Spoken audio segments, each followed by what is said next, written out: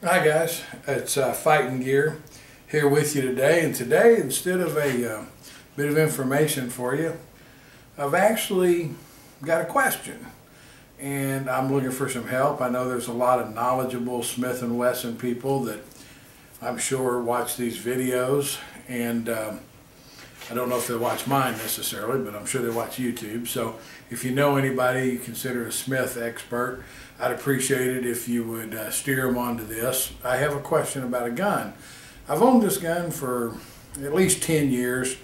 I bought it as part of a personal collection of a lot of really nice firearms, and I never have gotten rid of it, but don't really know what to do with it.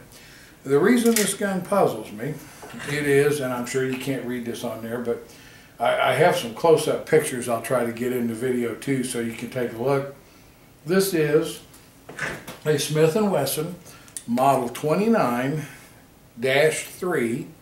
Serial number starts out A as in Alpha, JF, and then 4 digits. I really don't want to give the number out. I don't know why, nobody else does, so I don't think I want to either. But the gun's in excellent condition, and as you can see, it does have Pacmire grips on it, but it's just beautiful. Hardly any marks on the sights. A real slight bit of blue wear down on the end of the barrel.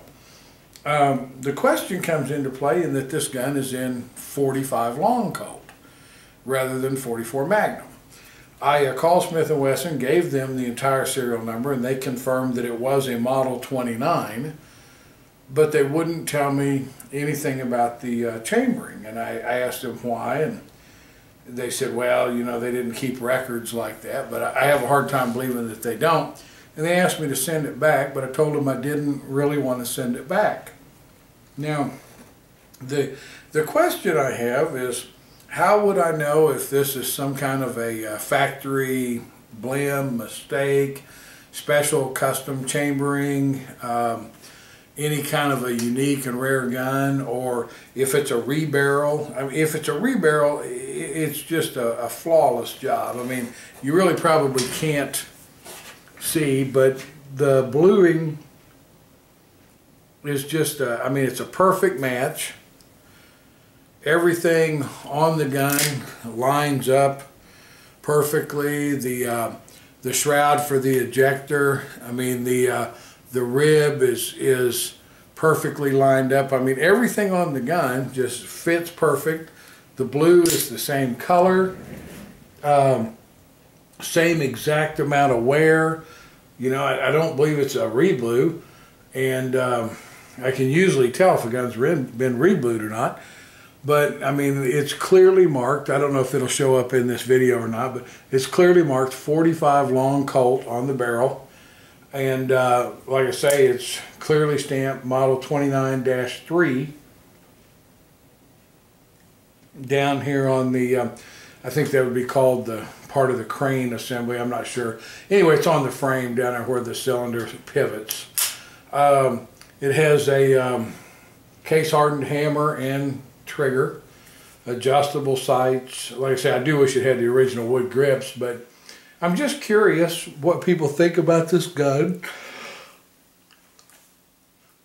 What anyone thinks that the value of the gun would be, or you know, how I would go about finding out, anything like that. Like I say, this isn't a very long video. It's a tremendous shooter. I have shot the gun. It shoots very well. It is, without a doubt, I mean, the cylinder is also chambered in 45 long Colt. It is definitely not chambered in 44 mag. And, you know, I've done a little research. I don't really see where there was any history of rebarreling these, and I don't know, I'm not sure why a guy would go from a 44 mag to a 45 long Colt.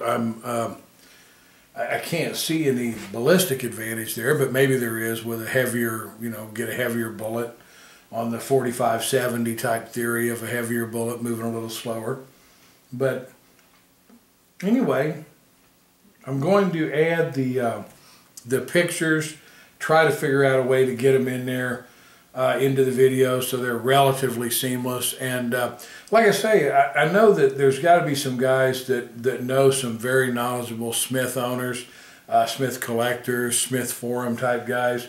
I'd really like to have some idea. I'm thinking about getting rid of a few excess guns, if there is such a thing as an excess gun. And this is one of them I'm thinking about maybe putting on the block on Gun Broker or something. And I don't have any idea what something like this would be worth, if it's even anything that's worth selling at all. I mean, if it's a rebarrel, it may be a gun that's not worth anything other than to shoot. So what I would like is, like I say, any help, suggestions, anything that you've got. And also, I'm going to start asking this, but anybody that likes my stuff online, I'm trying to build it up. I'll get more videos on. I'd appreciate it if you'd like my videos, and also consider subscribing to my channel. I'd like to eventually someday have a fairly large YouTube presence. So anyway, I appreciate it. I'm going to get off here. The pictures will either follow or they've been cut into the video. I don't know if I can figure out how to do that, but if I can figure out how to get them to just go in there, they'll be that way. Otherwise, hang on just a second and there'll be a set of digital photo shots that'll give you hopefully a little better look at the gun. Again, thanks a lot. Be safe.